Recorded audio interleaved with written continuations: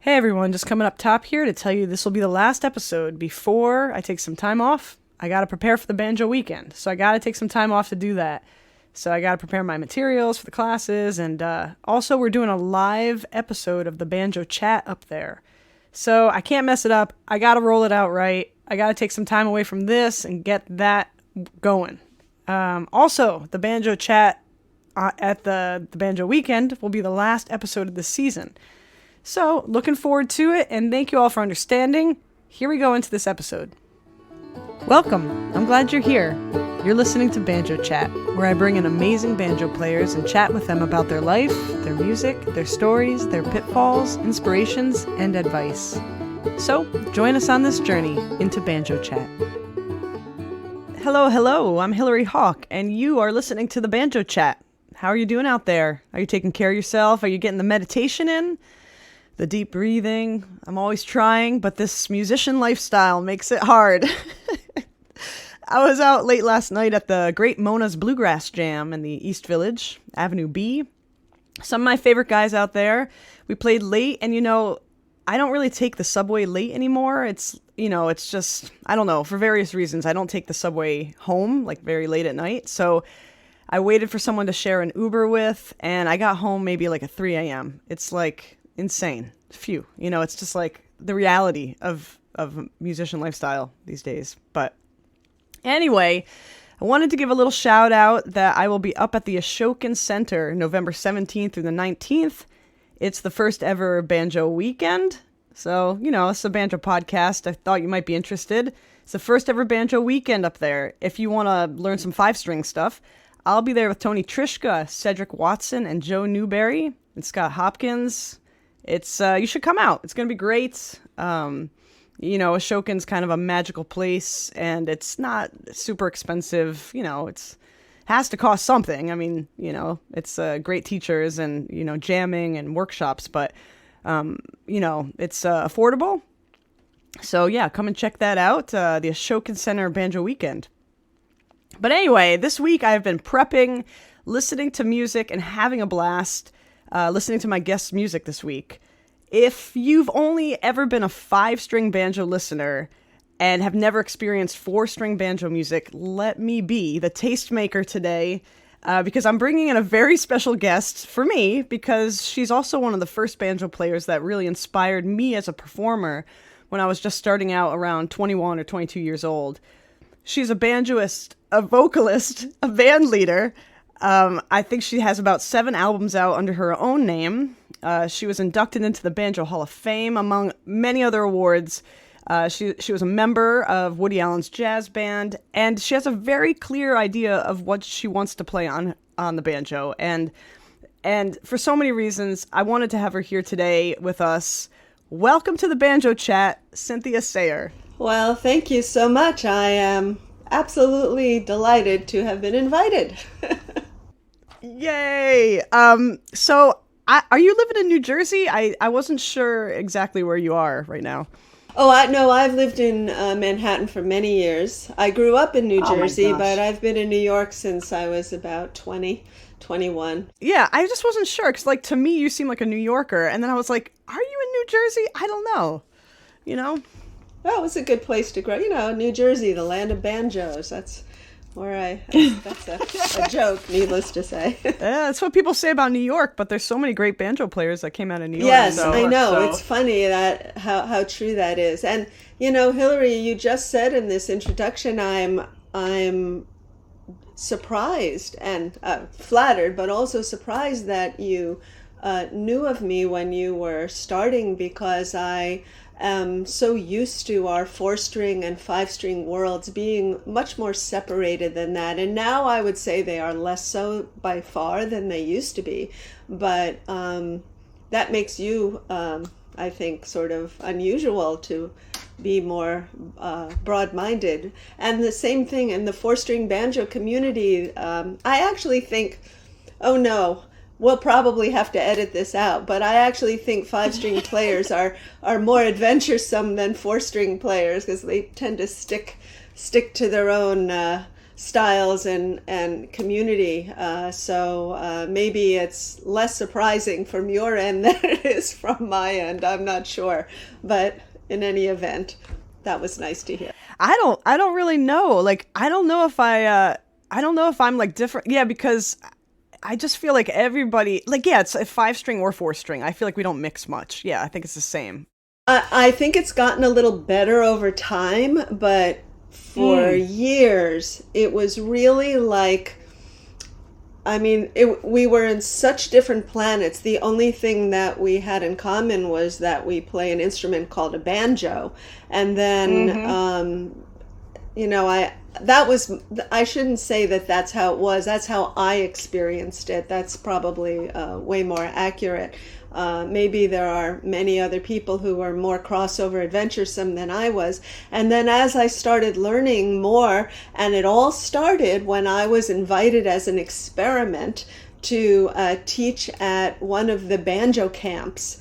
And Tony Trishka was there, and these other people were there, and I was like the weird 4-string player. And oh my God, I heard the most amazing playing there. And I had, of course, heard wonderful, brilliant 5-string players, all along. But I had never heard everybody, so much talent in one spot, because I had never been to like a banjo convention with 5-string or a bluegrass festival or something like that. And especially with the old time style, it really opened my eyes, opened my ears and my heart to a whole bigger world than I had known up till then. That's it. That was the spot. That's where I saw you.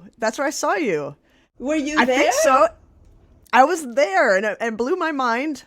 So you were, I was like attending. this experiment, and they had me give a class, and we were like, "Do you think Amazing. anybody will show up?" Because we had no Did idea. people show up? Oh yeah, it was completely full, and it was such a wonderful. It was a wonderful turning point for me in terms of just expanding my mind, which we all should be doing anyway, and which I always thought myself to be very big and open, but apparently I wasn't open enough, because here I am on my own instrument learning so much with all these wonderful players there. It was really great. I just loved it.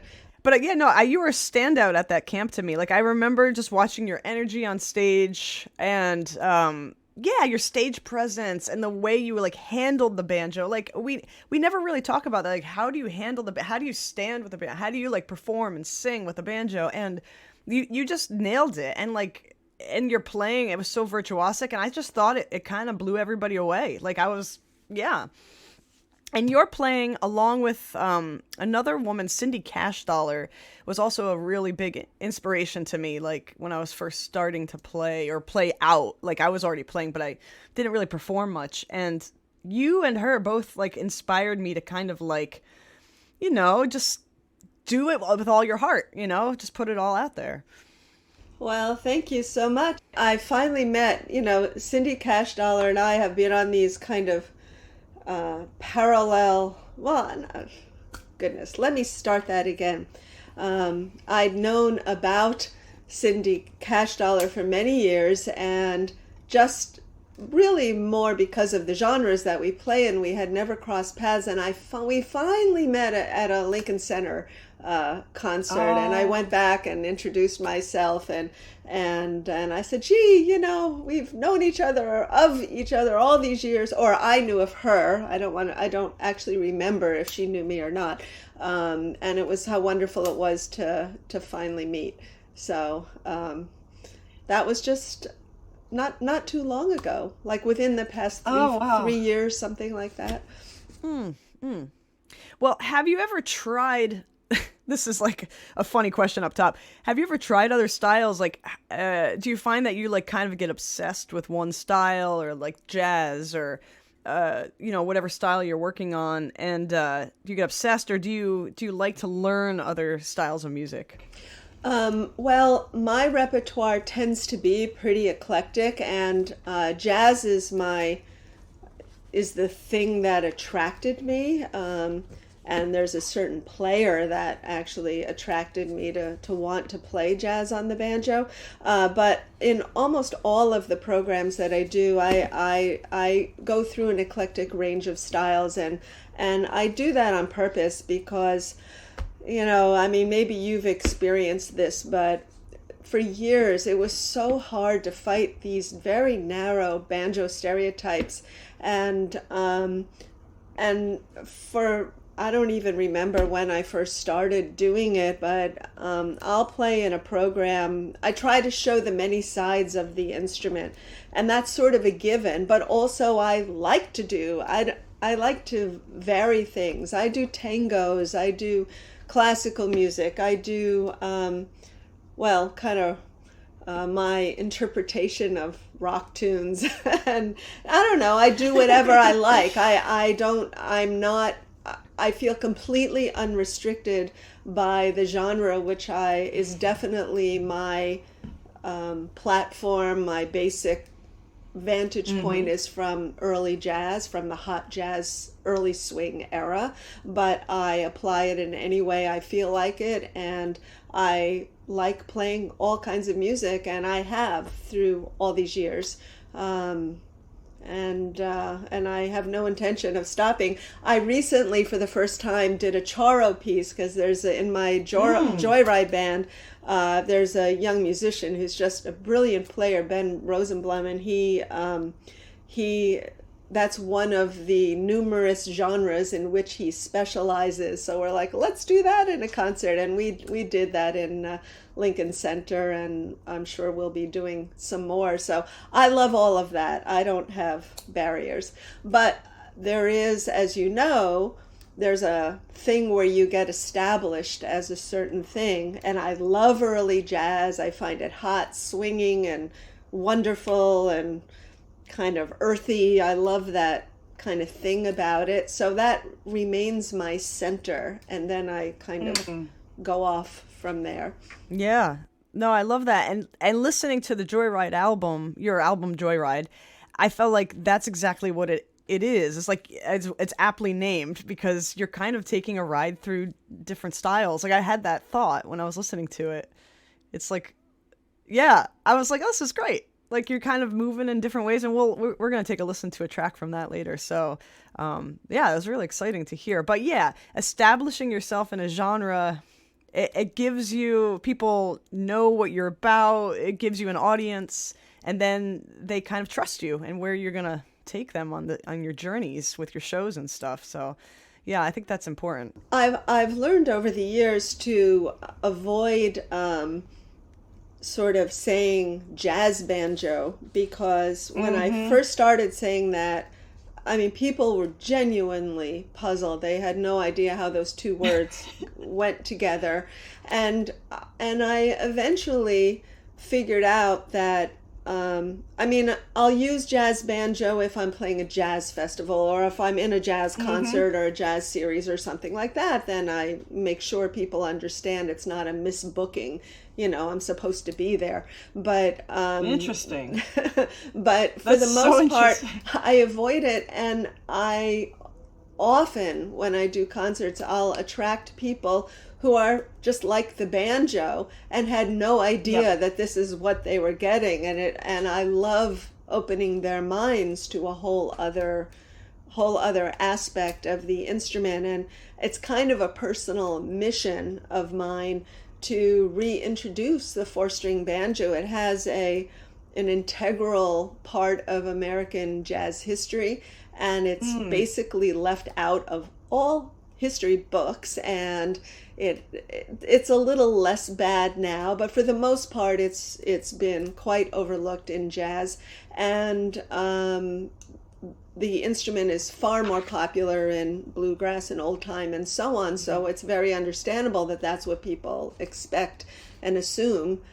So I kind of like it when someone wanders in by accident and goes, oh, this is cool, to show a whole other thing.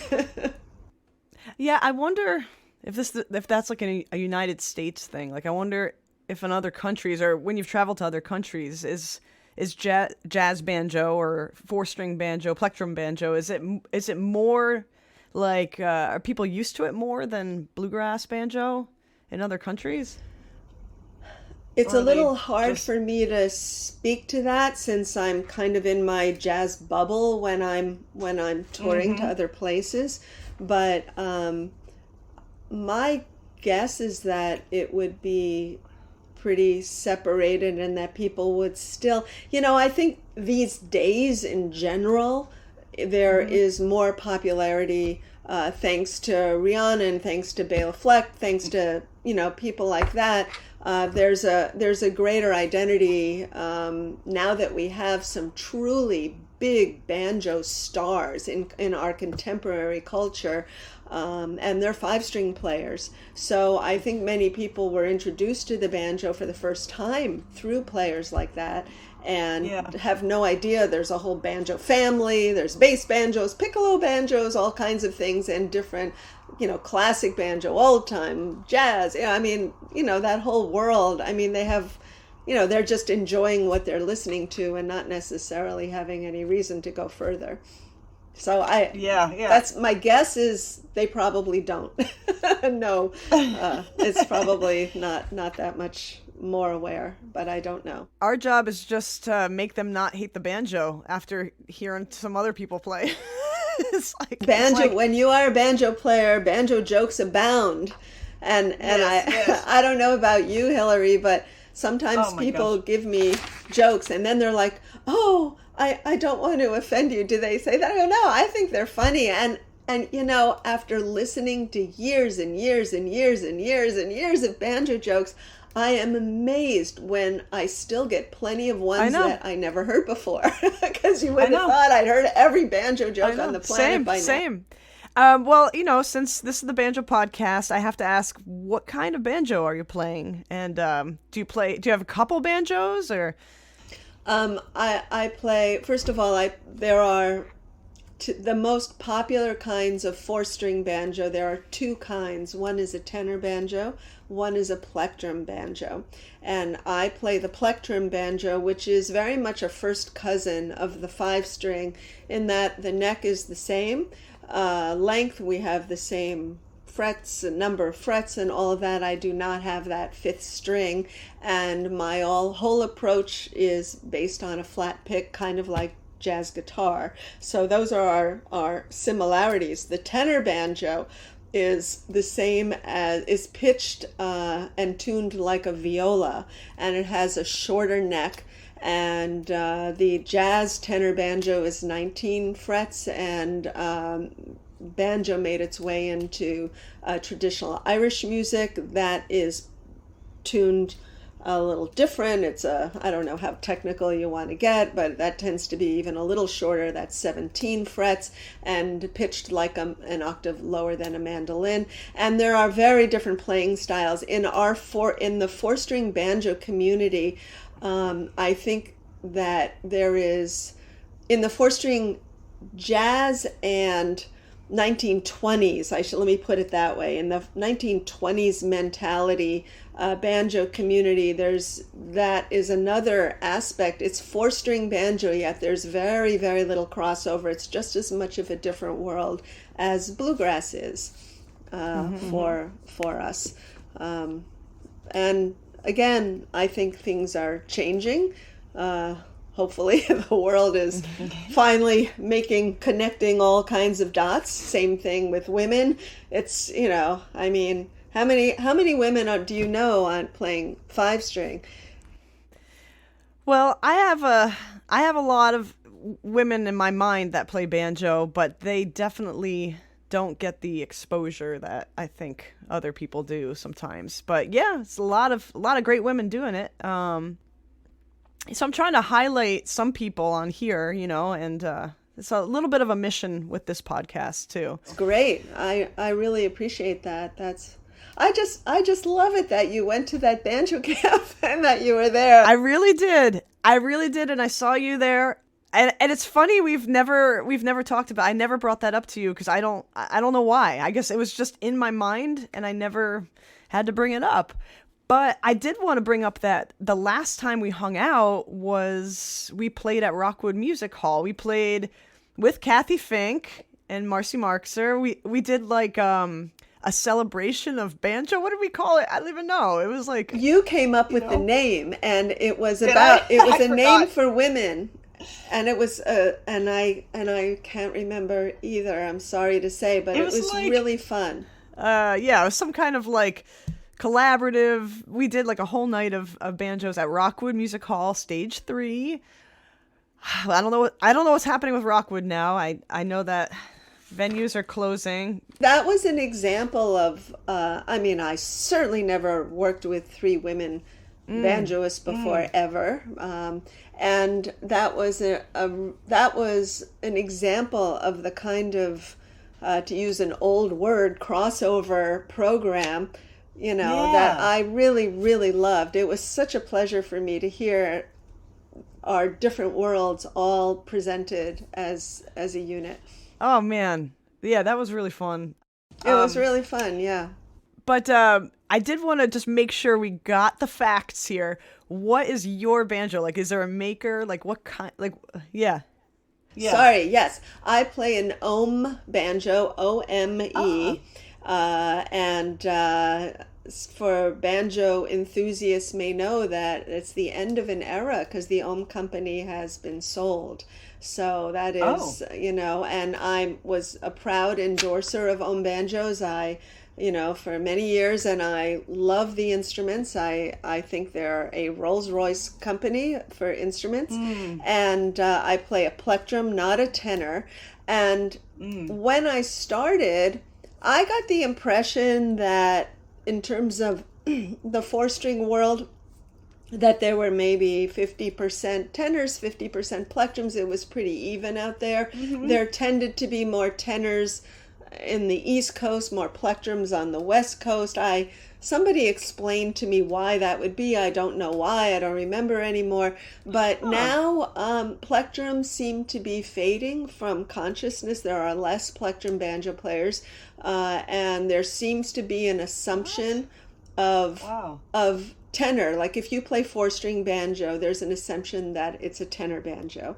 And I'm not sure why that is. I've certainly added, because I've been teaching for years, which I love, I've added a lot of banjo players out there to the world, and I've given my fair share of plectrums out there too, who are working and gigging now. But that's the impression I get. I don't know if it's true, and the impression is supported by the fact that some instrument dealers who I know have said that they have a much harder time moving plectrums than tenors. So I imagine that's the reality. So I'm hoping to keep my dear plectrum alive. But for the most part, I just think in terms of four-string and five-string.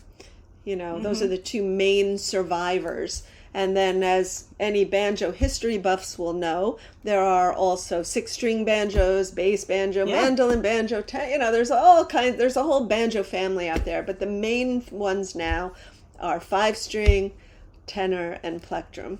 And tenor and plectrum are both four-string instruments. And all you listening at home, you can't see this, but we're on Zoom. I got a six-string right here behind me. Just doing some theater stuff with that. And it's actually really fun. It's just tuned like a guitar, but it's really fun. It's got a different sound, and yeah, it's fun. You get to mess around with some stuff on that. So. Yeah, and the six-string was very sort of came into his own by the historic jazz star Johnny St. Cyr in New Orleans, where jazz was born, as I think most of you listeners probably know.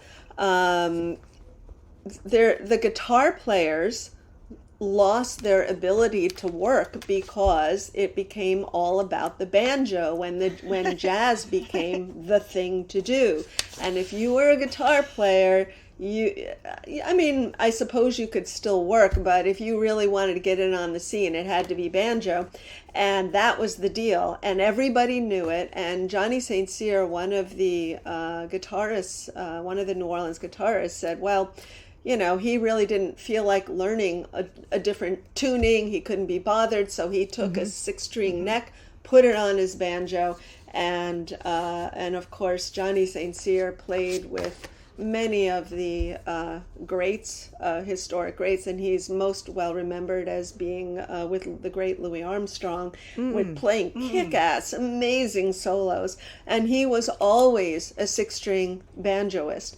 And so he's the guy who kind of legitimatizes whenever anybody, when in the banjo world, if someone teases someone for bringing in a six string, well, oh hey, Johnny St. Cyr did it.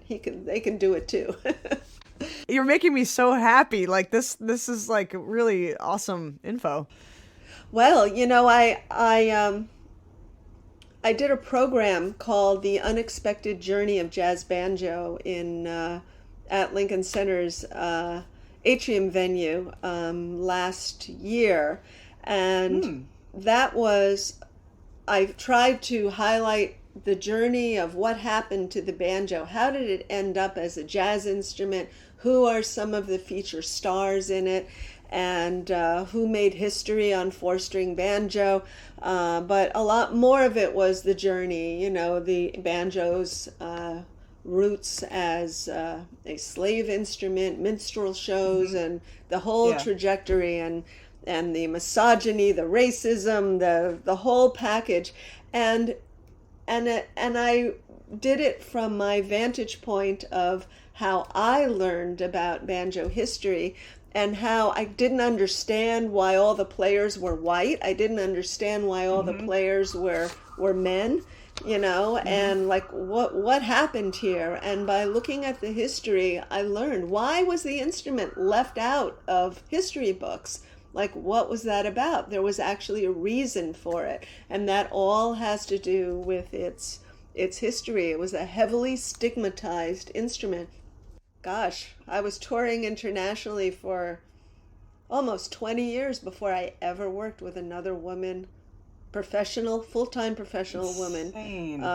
Insane. Isn't that something? And I didn't even know about it. This was in Germany. I walk into this concert hall. I was a guest, and there was a woman bass player. And I was flabbergasted because I mean, it was a really big deal because this was not a norm for me. And of course today, gosh, there are zillions of incredible, amazing, top talent out there. It is so ordinary today, and it really wasn't. Not in my early jazz genre, in any event, before. So times have finally changed positively. Are you talking about just banjo, or just any musician that was a woman in general, like at that time? I would say women in jazz, which is a phrase I'm sure you've heard a lot, and it certainly applied to banjo. It applied to my genre in general. And so if you take the stigmatized view of the instrument, plus the fact that the genre was basically all male, you can imagine what people would sometimes think of me when I would walk in with this little woman with this banjo, and it's like, what's she doing here? I mean, I remember pitching to jazz festivals, and the promoter, not meaning to be mean, or the presenter, whoever was putting it together, saying, well, but if you're a banjo player, why are you pitching this? Like, they said, well, wait, but you're a banjo player, so why are you trying to apply for a jazz festival? What's that have to do with it? And I would say, well, I'm a jazz musician. They go, what? I mean, people literally didn't know, Yeah. So times have changed. At least there's some things out there that have really evolved in a crazy short time. I mean, I'm not 150, and the dramatic change within a certain span of time is really remarkable. I would say within the last 20 years, the change is so dramatic, it's incredible. And that includes seeing women on 5-string, 4-string, whatever, and in jazz in general, Yeah, it's interesting, and just like that magnitude of, you were saying, like 20 years without seeing many women in your field. That's the magnitude of that is like pretty daunting. It's like, wow. Yeah, well, I'm glad those days are over. Yeah. I mean, we still fight. We still, I also didn't understand why everybody was white when every time I looked at any Yeah. jazz history book or looked at any jazz program, all these great historic artists were black. I'm like, well, how come everybody I work with is white? And, there are historic reasons for that too. And now that is Yeah. changing too. Yeah. Finally things are getting the beginnings of a proper balance. Well, hey, I wanted to ask, I know you played on some Woody Allen recordings. Were you in Woody Allen's band? And can you tell us a little bit about that? I was with Woody Allen's jazz band for a little over 10 years. Oh And my gosh. initially, I was subbing at the infamous Michael's Pub here in New York City when Eddie Davis, who had the banjo chair, was out of town, which sometimes would be for extend. At one point, I was playing it for a year. He was in Germany doing a project, but I was the banjoist, and I was a sub. And when he came back to the States, I gave him his chair back. But then Woody had a new band, and I was invited to play it on piano. Oh wow. Eddie. Sadly, we lost Eddie Davis during COVID, but Eddie was a very fine tenor banjoist, and he was the banjoist. And he knew I grew up. I played a bunch of instruments, as a kid. I took piano lessons all my life, and he said, "Well, why don't you come and play piano?" I'm like, I took lessons on classical music. I never played jazz on piano. And he's like, Mm. "Well, give it a try." And I sure was thrown in the ocean and had to learn to swim. And I'm sure I was just, I don't know, embarrassingly bad at first. But I'm very grateful to have had this opportunity. And I feel that I became a proficient band pianist. And I realized at first I turned the job down, but I realized I actually was okay because I understood the music and I understood what they were Hmm. after, this George Louis Bunk Johnson New Orleans style, and I understood what they wanted. And then once in a blue moon, not very often, I got to play a little banjo in the band also, and I would sub for Eddie if he was out of town. So, and then I left the band. I did it for a while, and it was time to move on. So they're on tour now, I believe, I think, in Europe. I think Oh it's my the first gosh. tour since the pandemic. And I believe Josh Dunn, a very fine guitarist, banjoist, is in the banjo chair now. And on they go. It was a different style than I got to play in New York City in jazz. And for me, it was a real learning opportunity, and I enjoyed it. It was also really bizarre to go on tour and not carry my banjo. Well, how was it? I mean, I just asked about Woody. Like, how was it working with him? I mean, I'm only asking about him because he's kind of a complicated fellow, and I love his movies. But like, any impressions? Was he easy to work with? Like, what was that like? I found him easy to work with. He's very guarded. All the things that you've learned about him are basically true. He's very sort of reclusive to people and so on. He was very easy. He was um, uh, in doing his own thing in his own bubble most of the time, and I really appreciated his playing. I know some of the New York jazz musicians will kind of roll their eyes at his clarinet playing, but one of the things that I loved about his playing was his unabashed, soulful heart connection. I mean, super. He's a super overachiever, and making movies like one a year. I mean, it's like, what can you expect? From this guy. Jesus. All right, yeah, I wanted to listen to some of your music, and speaking of music here, and I thought we could listen to a tune off of this album that you have. It's like a large album. It's called Cynthia, the jazz banjo of Cynthia Sayer. Hey, that's you. Volume 1. First albums. And it's just like a huge like compilation of all these, not compilation, but a huge amount of jazz tunes. It's awesome. And I just kind of dove into that this week, and I thought we could listen to The Blues My Naughty Sweetie Gives to Me. Yeah, and then talk about it for a second. How's that sound? Sure. Okay, here we go.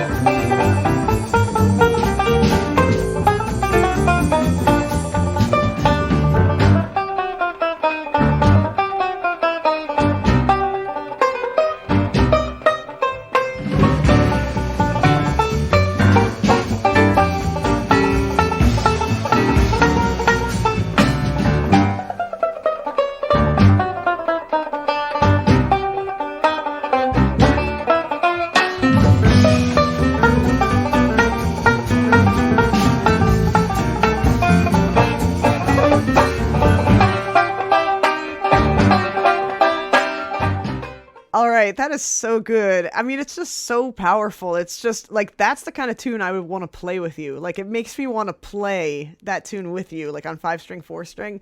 It's so exciting.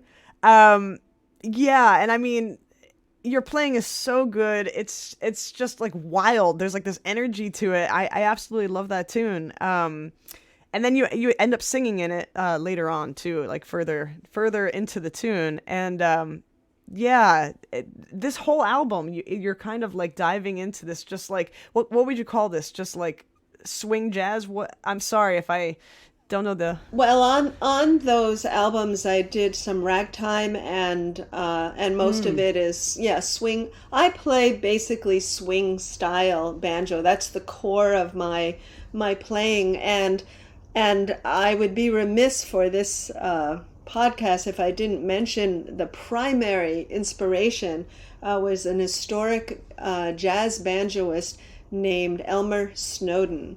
And if anyone wants to listen to the most amazing swing banjo they've ever heard, they should listen to his album called Harlem Banjo. And Elmer Snowden has a very interesting history. He was a very well-known player in the 1920s and here in New York. And when I heard him play on that album, that I was floored. I had never heard banjo played like that before. I had never heard this driving swing. And I was like, I didn't understand that the banjo could be such a powerful swinging jazz instrument. And when I heard that album, I was like, I want to learn how to do that. That was it. That was it for me when I heard that album. And that started me down the road of playing jazz, which I was very late.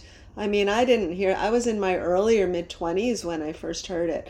I was playing banjo sing-along parlors and, what used to be called Dixieland bands. And, there was always a corny edge. There was always a theatrical edge.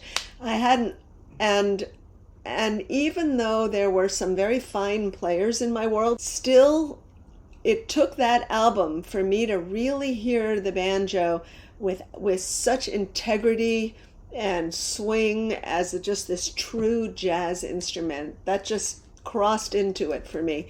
And so and these albums, for anyone who are jazz buffs, I mean, some of the people on these albums are huge jazz stars. It was a big honor for me to work with every one of them.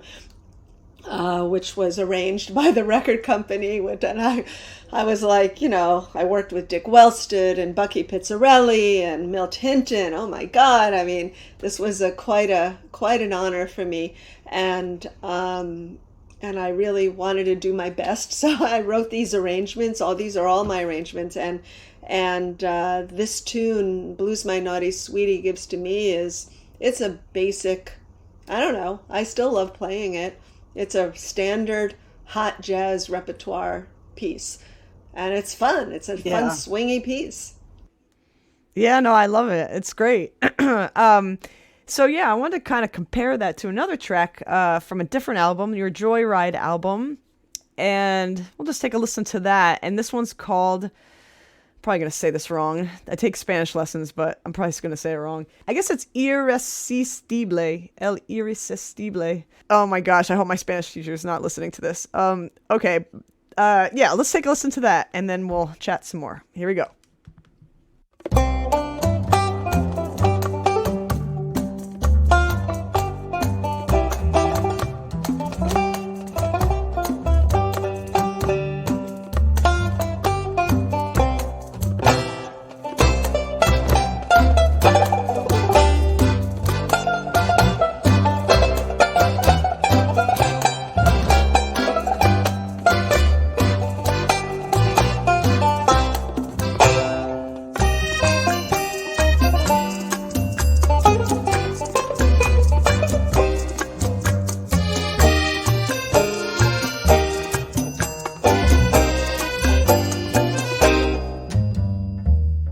That is such a cool, interesting, like crossover sound to that tune.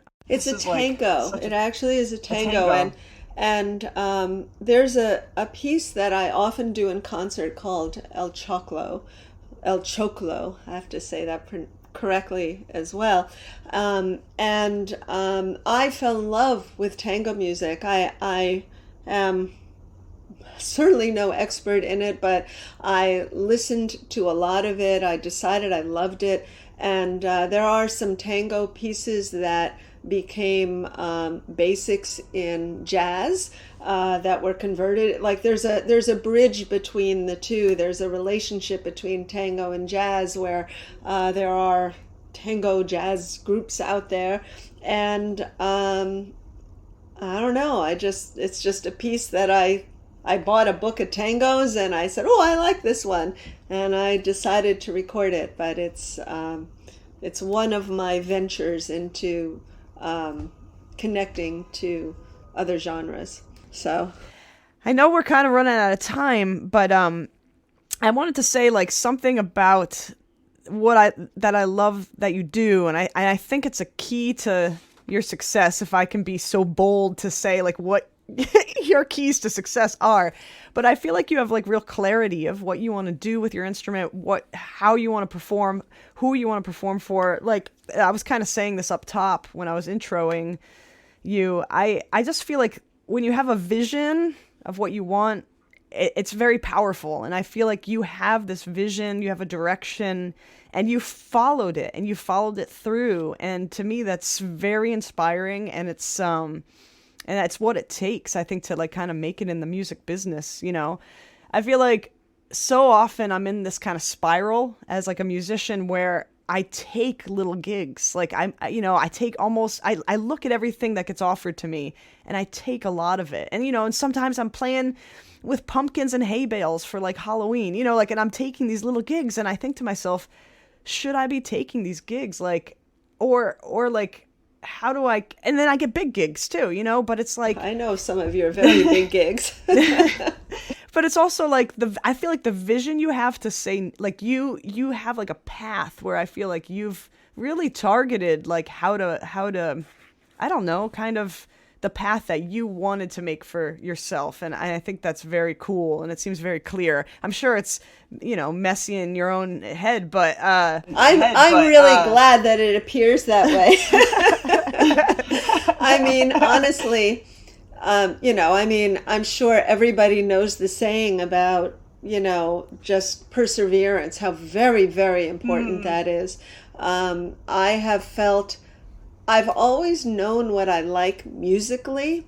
I've always known who I want to work with. When I hear someone, I'll go, I want to work with them. Or, oh, they're wonderful, but I don't know, somehow I want to work with them, not them. I don't know, I don't know what those things are. But I think if I'm going to take a look at my career, I think a lot of it has to do with perseverance, and also just, I don't know, life unfolds in the strangest ways, and staying open to it and following your heart. I think it's very, very important to find what makes you happy when you're playing. And as far as little gigs and big gigs, I don't really care much I care if I have big gigs because they help me pay my mortgage, and things like that. Yeah. And of course that helps your stature with your career so you can get more of them and things like that. But to me, it's all about who I get to play with, and whether it's a reasonable circumstance in some way. And that's pretty much what it always is. I take little gigs. I love being a side player. I don't get hired enough as a side player because I'm established as a band leader, and I love it when I don't have to bother with anything and I can just sit there and play and someone else can worry about everything. And I play, I don't know. I'm not a snob about jobs, and I do understand that career management matters. and there are aspects of that which are worth paying attention to, but maybe the bottom line is to just make sure you're in musical situations that excite you, whatever the platform, whatever the pay, and whatever, and do your best to find those, and yet be open to all the others, because a lot of it is the company you keep, I think. Yeah. Maybe. I don't know. Yeah. I mean, I think that's great advice. It's kind of like knowing yourself, knowing when you're enjoying the music you're making and the people you're with. And sometimes we block that stuff out, or you're seeing something else and not really feeling how you feel, And I think that's great advice. I remember being a side player in a band that I came to dislike. And finally, one season, they didn't hire me again because I didn't have the common sense to just stop. And I also remember a time when I'm sure I sat there playing with an attitude of I didn't want to be there. Felt I was always very professional, and I would always show up and I'd always do my best. But, I mean, you can still tell if someone would rather not be there, and most anybody can tell. And I liked all the guys, but I still was like, ugh. I wanted to feel like there was some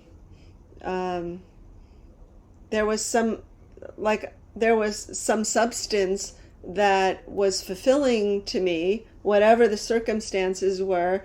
And when you play in a rhythm section in jazz, and maybe it's the same in bluegrass, I don't know enough about it, you can kind of there's an art to a good rhythm section which can be very, very fulfilling and a wonderful thing to do.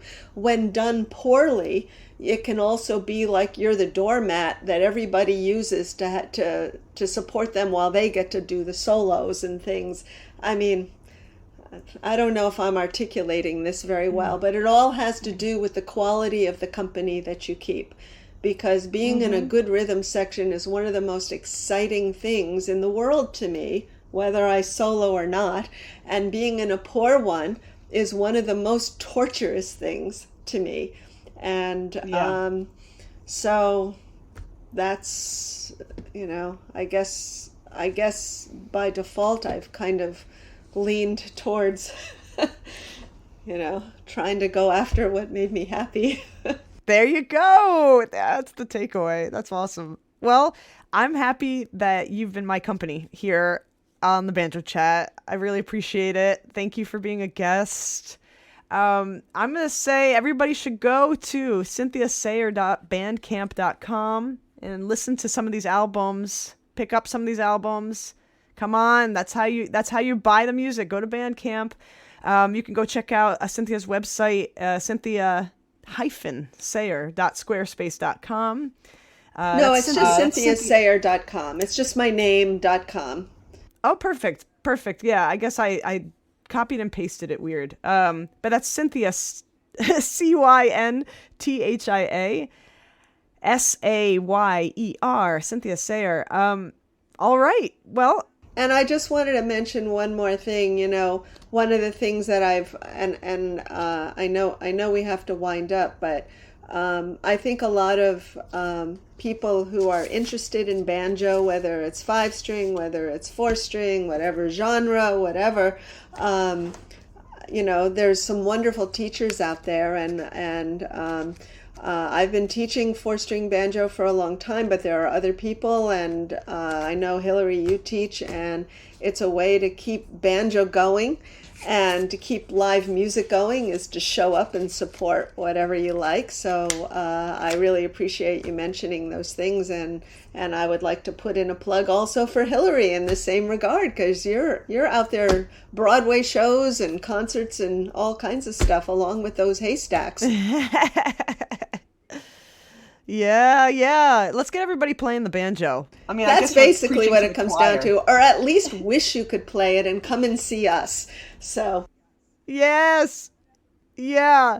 Well, if you want to reach out to us, you can email us questions or comments, or if you need banjo recommendations, email us at banjochatpodcast@gmail.com. Thanks for listening, everybody. You can follow us on Instagram at banjochat as well. So hope to hear from you soon, and we'll see you next time. Goodbye. Bye. Thank you. If you'd like to support the Banjo Chat podcast, all you got to do is help it along with a little like, a little subscribe, and a little review, and that'll help boost it a little bit so I can keep making these for you. Thanks so much.